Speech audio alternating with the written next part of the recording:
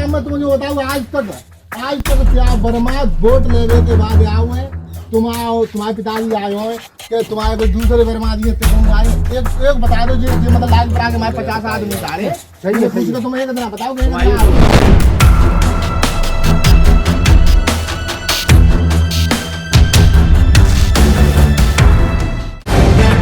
The live TV, सच सबसे आगे। नमस्कार, मैं हर्षिता सिंह और आप देख रहे हैं द लाइव टीवी।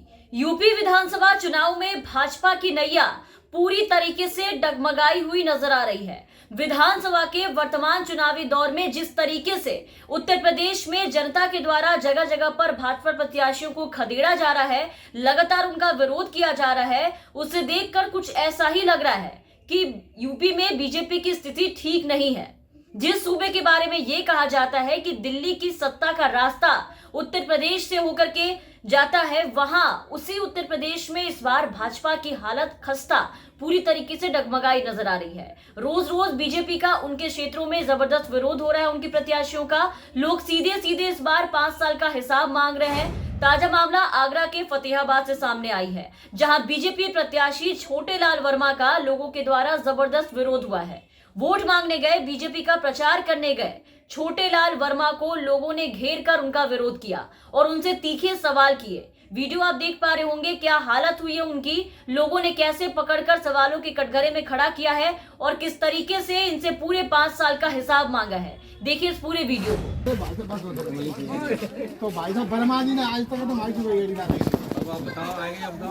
तो अब आए थे 15-20 साल तो पहले थे 15 साल वो एक दूसरा वर्मा छोटा भाव हम पे थे ये आखिरी को चला अपना नंबर जो हमसे वो बराबर तो तहसील वर्मा तो भैया 15 साल पहले करो।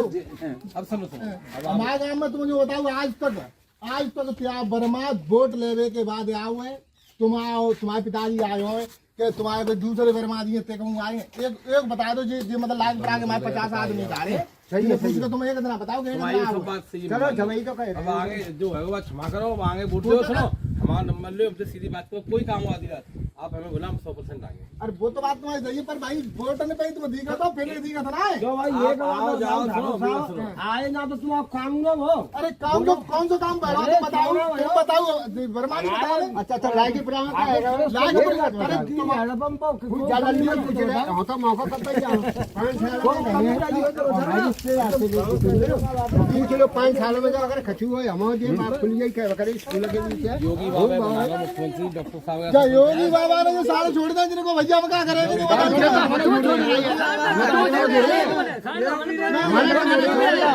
लगा रहे लाइट लगा रहे तार लगा रहे रात्रि ड्यूटी लगा दी भाई।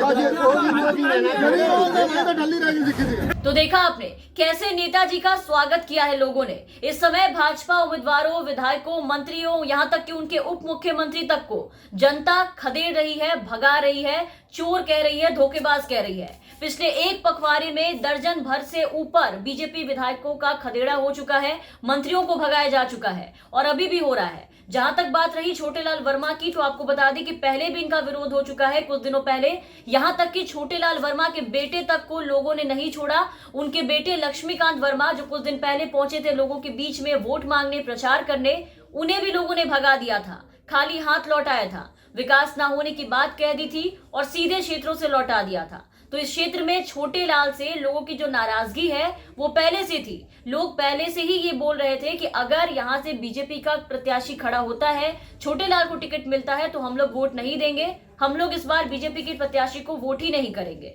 और आज उन्हें भगाया गया है। तो यूपी चुनाव में 2-4 दिन का वक्त बचा है और बीजेपी की मुश्किलें जो है वो कम होने का नाम नहीं ले रही। खास करके पश्चिमी उत्तर प्रदेश में बीजेपी के लिए हालात काफी खराब हो चुके हैं। उनके लिए माहौल जो है वो काफी यहाँ पर बिगड़ चुका है, बेकाबू हो चुका है। पहले 2 चरणों में 10 और 14 फरवरी को पश्चिमी यूपी में मतदान होना है और इस चरण के लिए चुनाव प्रचार करने पहुंचे बीजेपी के जितने भी उम्मीदवार थे उनका क्या हाल हुआ आपने देखा। उम्मीदवारों को यहाँ काफी विरोध का सामना करना पड़ा, किस तरीके से लोगों ने भगाए वो आपने देखे। कहीं काले झंडे दिखाए गए तो कहीं कीचड़ फेंके गए, कहीं पत्थर चलाए गए, कई तरह के मामले जो है वो सामने आ चुके हैं। इस बार समाजवादी पार्टी, राष्ट्रीय लोकदल के गठबंधन और किसान आंदोलन की वजह से ग्रामीणों की जो नाराजगी है उसके कारण सत्ताधारी दल को यहां पर काफी मुश्किलों का सामना करना पड़ रहा है। बीजेपी के लिए यहां पर काफी मुश्किलें खड़ी हो गई है। बीजेपी यहां कमजोर पड़ रही है। विधानसभा के वर्तमान चुनावी दौर में जिस तरह से उत्तर प्रदेश में जनता के द्वारा जगह जगह बीजेपी प्रत्याशियों को खदेड़ा जा रहा है, जगह जगह उनका विरोध हो रहा है और अखिलेश यादव, जयंत चौधरी के गठबंधन के अलावा प्रियंका गांधी, राहुल गांधी यानी कि कांग्रेस के लोगों को सुनने के लिए लोगों की जो भीड़ उमड़ रही है, जिस तरीके से लोगों का जनसैलाब आ रहा है, वहीं दूसरी तरफ किसान नेताओं ने भाजपा के विरुद्ध जो तीखे सवाल की बौछार शुरू कर दी है। अब जो वहां पर किसानों की एंट्री हो गई है इस चुनाव में। इसके अलावा हाल ही में जो प्रदेश में छात्रों और बेरोजगारों पर जो पुलिसिया कार्रवाई हुई, आपने देखा किस तरीके से लाठीचार्ज किए गए थे। युवाओं में भाजपा के खिलाफ माहौल बन चुका है। इन सबसे उत्तर प्रदेश में बीजेपी को उसकी उम्मीद और दावे के हिसाब से जन समर्थन मिलने की जो आशा थी वो बिल्कुल भी उस पर पानी फिरती हुई नजर आ रही है। प्रदेश विधानसभा चुनाव में कुल 403 सीटों में से पश्चिमी उत्तर प्रदेश की 142 सीटों पर सपा आरएलडी गठबंधन से भाजपा उम्मीदवारों को कड़ी टक्कर मिलने की संभावना है।